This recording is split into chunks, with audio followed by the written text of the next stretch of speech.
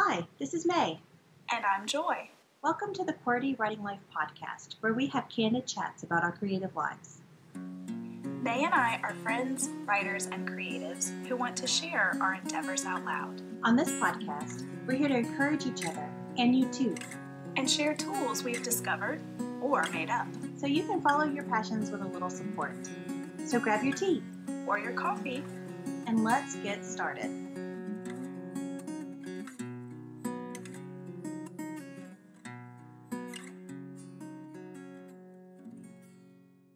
Hello everyone, it's another week. Hello and welcome. This week we are going to be talking about sharing you with the world. But before we do that, let's get into our creative weeks. Joy, what did you do? Okay, so last weekend, or I guess now when you guys are listening to this, 2 weekends ago, I got to be part of our Old Town Slidell Art Market. I had a table there, a little booth there, and you know what? It was just so much fun to be out.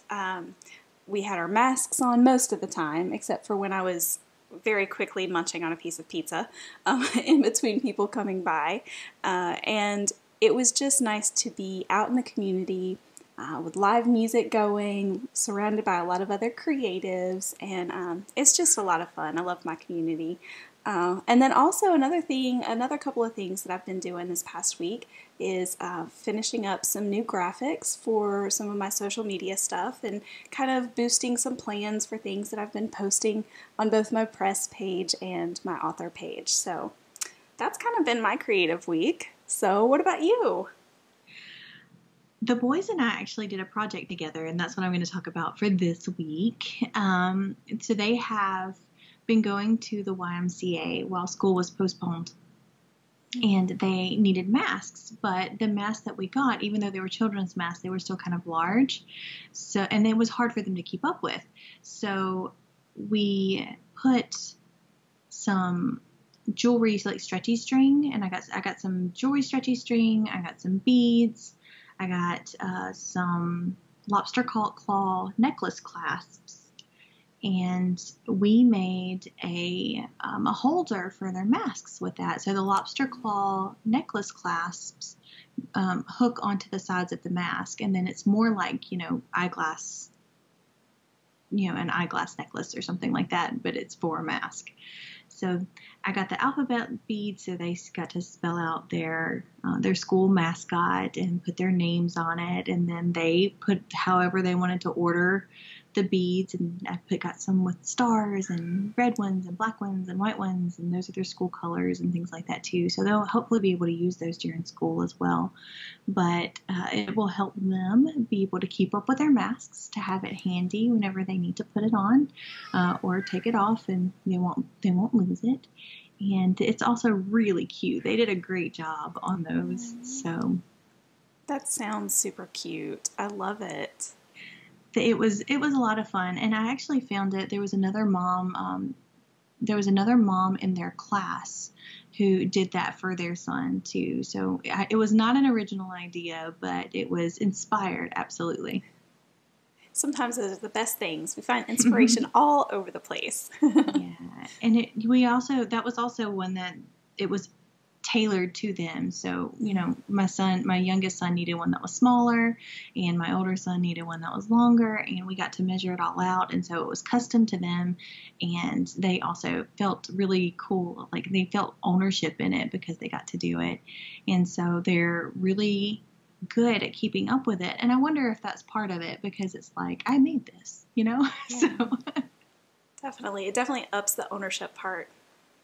I think so too. Yeah.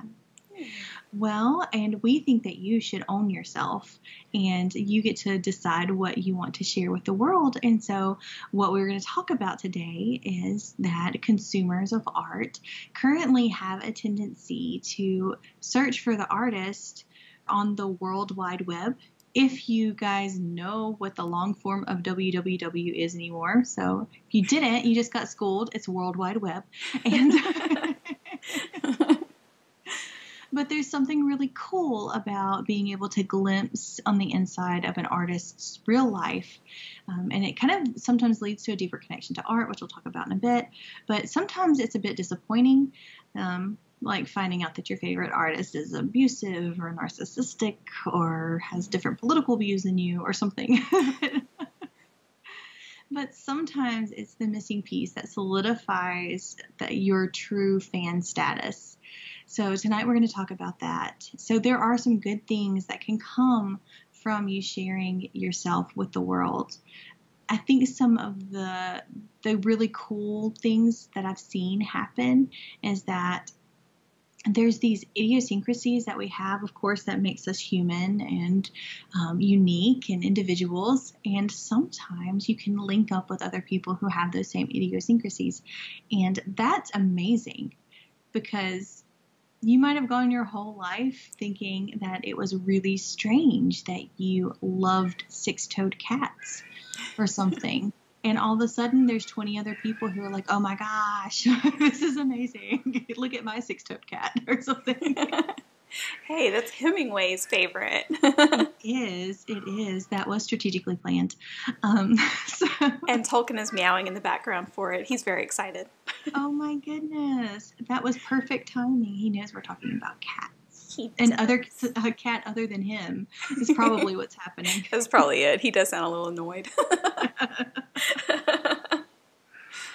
So there could be an influencer who has a hobby that you enjoy, or, another thing that is good about sharing yourself with the world is that you just kind of gain the confidence of being you in a world that is not always genuine, but you can be genuine and you can add to that environment, and hopefully other genuine people will find you too. Yes. So those are a few reasons why being authentic online or in events works too. Anywhere that you're in public, that could be beneficial. But Joy, do you have any other benefits that you think could come from it? So I think, talking about the super fans, it kind of, just really grows that whole super fan thing, a deeper connection to your art with your consumers, whether it's, it doesn't matter what kind of creative medium you have, whether you're an author, a painter, whatever. Also with content creation, it becomes easier just to be you. It's more fun to create content when you don't really want to, because when you're just more genuine and you're putting out those little pieces of you for your followers. I think that helps there. And then also just standing out in the crowd of insincerity and filtered imagery. I agree with all of those. And I just want to go into the deeper connection to art just a little bit, just for a brief moment, because I think that it doesn't just like make the art mean more because you can know, you know that person and you feel like you're a friend of that person, and so their art means more. I actually think that it can give glimpses of depth of the actual piece of work. So if you know that there is a near drowning experience or something like that in your artist's life, and then you see a painting and everything looks like it's underwater, then I feel like the emotion that comes from being a consumer of that piece of art changes. So it can either be, it could be multiple things at that point in time. And where the artist's heart was because you have that little piece of information about him or her. So that's just an example, and one that I kind of pulled out of thin air. So it's not one that I have experienced, but I have experienced similar things to that. And I also have been, an artist who has made things like that, just these little Easter eggs of my life in my art. And I think it would be kind of cool for a fan to be like, hey, is this that story that you told that one time? Is this, like, I noticed that this was an experience that you had that you posted about on Instagram, and it's in your book now. I see that. So, that's kind of where I'm coming from with a deeper connection to art. It's not just like, hey, I know that person. It's like getting an insight into the piece that you didn't have before because you didn't know these stories or these things about this person. That's so cool. And I think pretty much every artist, whether they realize it or not, they put those Easter eggs of themselves in their art. Oh, for sure. Yeah. Even if they don't fully understand it or don't realize that they're doing it. So it could be that perhaps by having some of this genuine interaction online, you realize some of those things about yourself that you didn't notice you were doing. I don't know. Yeah, That's just another way to think about it too. Yeah, it could totally get back to you. I think so. So the question is now, like, what do we put out in the world as creatives, as artists, that is true to ourselves, right? So, like, we don't want to put all of our laundry out to air, whether it's dirty or cleaned but stained, or if it's pristine laundry. You know, you might want to consider what you're willing and unwilling to divulge in your life. And I think that that's very important to do, whether you already have a public persona or a social media presence. I think that if you already have one and you haven't done it, I really think it's important to set yourself some limits. And if you are just starting your social media presence and your artist branding and that sort of thing, then these are definitely some questions and things that you need to put into your plan. So, if in doubt, if you're not sure what you want to post, these are some tips for you guys if you are in doubt of the content that you would like to share with everyone. So the first thing that I want to say is to share only the personal trials that you have already dealt with and not the things that are currently active, things that you're currently dealing with in your life. So Glennon Doyle said, you write from the scar, not the wound. And if you are unsure if you need to be posting something, I think this is a good rule of thumb. So unless you have a really good reason to do something different than what she suggests, that you write from the scar and not the wound, I really wouldn't risk my actual personal healing to have a genuine content on Twitter. And also, you don't know how you feel about that stuff yet. You don't know how you're going to process that stuff yet. So it can be genuine content for the moment, but as far as long-term content, you don't know what the outcome is going to be. So it's if in doubt, take care of yourself and honor yourself first before you share anything about a personal issue.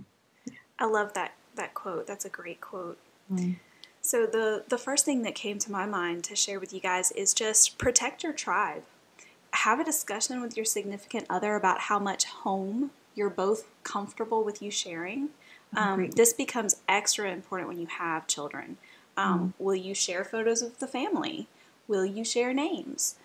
Some authors, like Nadine Brandis, call their kiddos by nicknames. So she's got Little Orc and Halfling, which is so absolutely adorable. Anyway, so, that's what she does. She has little nicknames for them. She does put pictures. I keep my kids' faces off of my public social media stuff and my online presences, and I try to keep their names out of things. That's, slips through every now and then. But another thing I do, and I think that this is something that maybe we don't think about, because, we're just in that mode of, like, you snap the picture and you put it on the internet, but always ask before posting photos on social media with family or friends, and especially when you have a public account, just making sure, just saying, hey, are you okay if I post this on my Instagram or Twitter or, whatever. And a lot of times they're totally fine with it, but it's just,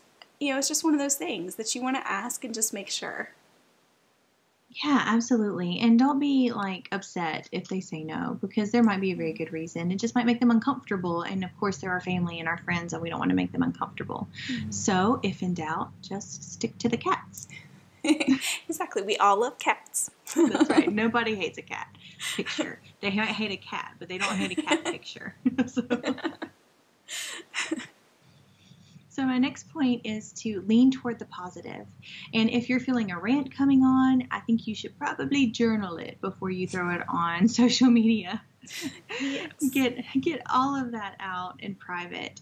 And then if you still feel the need to share, find a way to spin it to the positive or to make it academic with citations and everything, because that Number one, it'll slow you down because you will have to find the citations and everything. And number two, it'll help you develop your argument as to what you will be saying online. And it will be articulate, and it will be knowledgeable, and it will be backed. And those are very important things, especially if it's something that is controversial. Yeah. Don't be impulsive.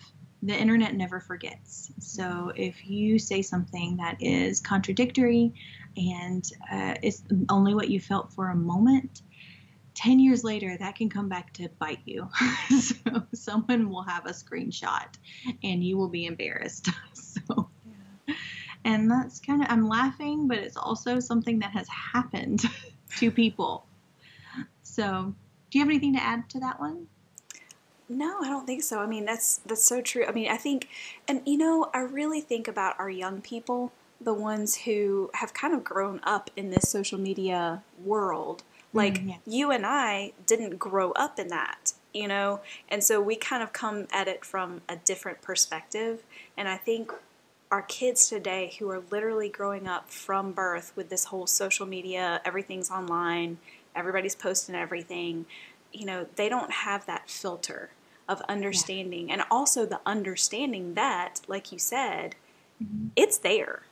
Even if you delete something, it's there, And so that's, when you're talking about them getting jobs or college applications or meeting the future in-laws, I mean, I don't know, like, whatever can come up. You just, And a lot of our younger people, especially, well, even me, I am not young, but I just had like my 14th anniversary or something on Facebook.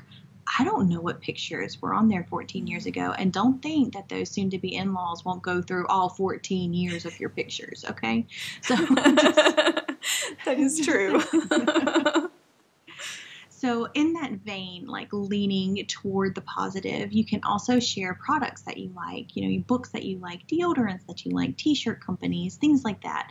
But I would be wary of flaunting like 1-star reviews to the world on your social media page. When you criticize, in return, you're asking for criticism. So if you aren't the personality that can handle criticism well, I would just leave that alone. And again, the internet never forgets. Well put. And I think on that note, just following right along, be respectful. I think that is a huge thing. Now, we hear about trolls all the time, trolls on social media and on the internet. Many of us have experienced them.